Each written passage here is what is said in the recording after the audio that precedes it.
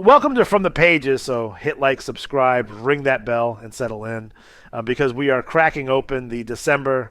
1985 slash January 1986 issue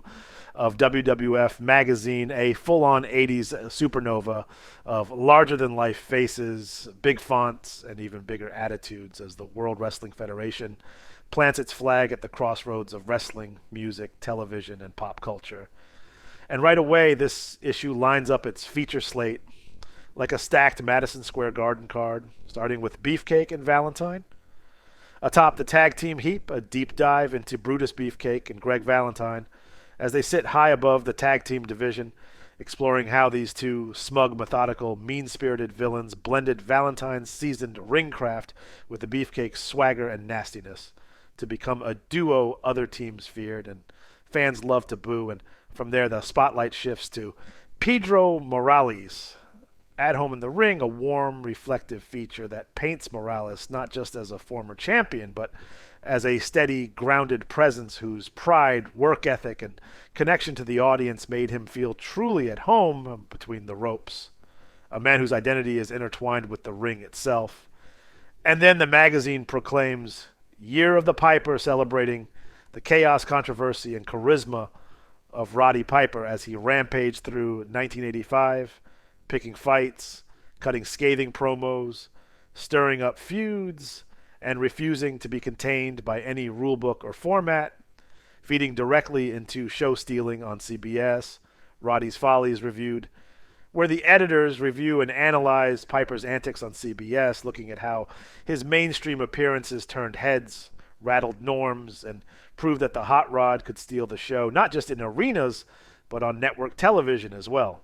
And then the issue shifts gears into the world of vinyl, with Epic's The Wrestling Album. So he making a new ring record, a behind the scenes feature that details how Epic Records and the WWF worked together to craft a full length album built around WWF personalities, explaining how producers, wrestlers, managers, and musicians collaborated, how character themes and novelty tracks took shape, and how the Federation turned its roster into a cast of recording artists documenting the strange, energetic process of making a ring record that could live both in fan stereos and in the arenas. And the momentum continues with Speed Merchants, quickness and skill pay off, spotlighting the wrestlers whose success comes not from sheer size, but from agility, timing, balance, and technical speed, emphasizing how quickness and ring intelligence allow them to outmaneuver larger foes and change the pace of a match. And then Corporal Kirchner, Airborne Assault. On the WWF puts the focus on the military-minded newcomer, bringing a soldier's discipline and intensity into the WWF, showing how his airborne persona, toughness, and patriotic grit create a unique kind of babyface who fights as if every match is a mission. And wrestling holds and getting a grasp on ring. Tactics rounds out this core slate of features by stepping away from personalities and zooming in on the craft, walking readers through key holds, explaining how leverage, pressure, balance, and ring positioning combine to give technicians control, helping fans get a grasp on the tactics that make the difference between flashy moves and actual winning strategies. And the feature spread continues with B. Brian Blair making a day of it in Tampa, following one half of the Killer Bees through his life in Florida as he trains, travels, spends time in his hometown surroundings, and shows fans what a day in the life looks like for a WWF star when the cameras aren't rolling. And Leaping Lanny. Poetry in Motion. In the WWF captures the dual nature of Lanny Poffo as both a graceful athletic competitor and a poet, celebrating how he literally brings poetry into the ring and into the magazine, using his written and spoken verses to enhance his persona while backing it up with agile, acrobatic in-ring performances that truly are poetry in motion. And after the features, the issue anchors itself with a full editorial and production masthead that underlines how many people were involved in bringing each page to life, starting with the editorial section naming publisher and editor-in-chief Linda Kelly as the top of the operation, supported by associate publisher Tom Emanuel and executive editor Edward R. Riccuti, with picture editor Stephen Taylor guiding the visual side and the field editor Keith Elliott Greenberg feeding reporting and story material from the road, along with writers, copy editor Midge Bacon ensuring the text is sharp and clean,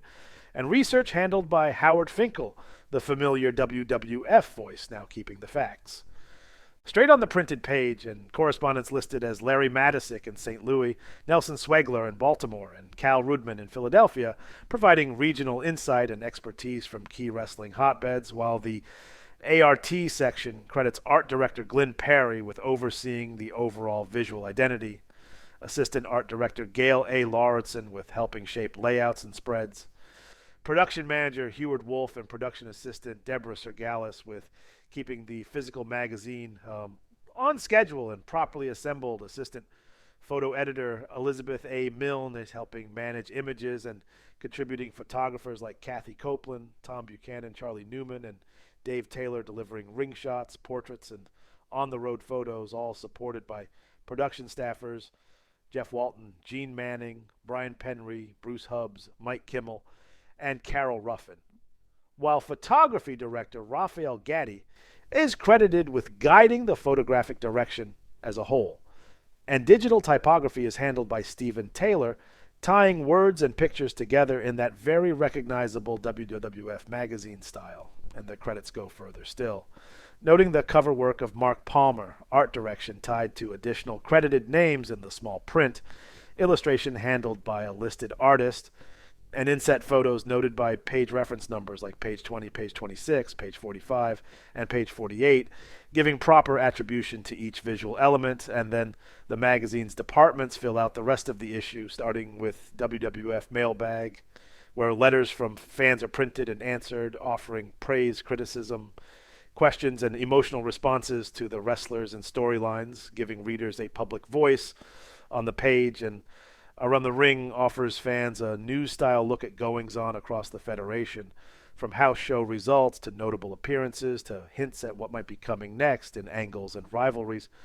while Thoughts from the Editor gives readers an editorial perspective, a voice from within the magazine staff, reflecting on the state of the WWF, the direction of the product, and the broader impact of wrestling at this moment in the mid-'80s, and staying fit. Wrestlers' personal tips for good health, shares training, diet, and recovery advice, framed through the routines of WWF talent, letting readers peek at how the wrestlers stay in shape, what they focus on to maintain their physiques and stamina, and how fitness ties into performance, while Foreign Affairs, WWF Overseas by Gene Manning reports on the Federation beyond U.S. borders, chronicling tours, fan reactions, international markets, and how WWF talent is perceived and received overseas, and Match to Remember the Way Back When of Wrestling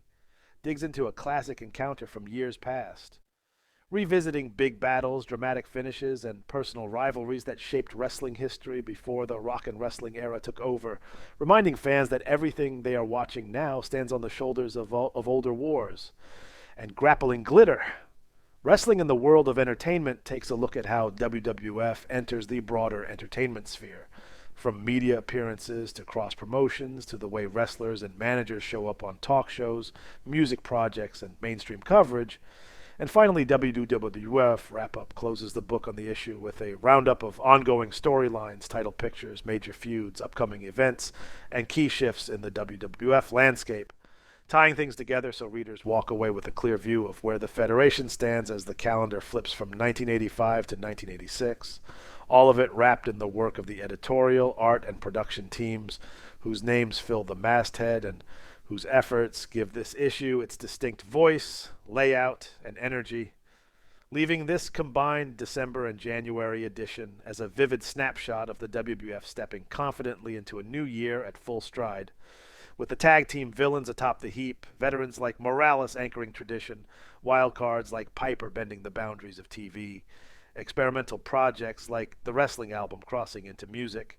rising specialists like the Speed Merchants and Corporal Kirshner shaping the in-ring style, technicians teaching holds, and personalities like B. Brian Blair and Leaping Lanny showing how being a WWF star is as much about life, creativity, and connection as it is about the 3 count,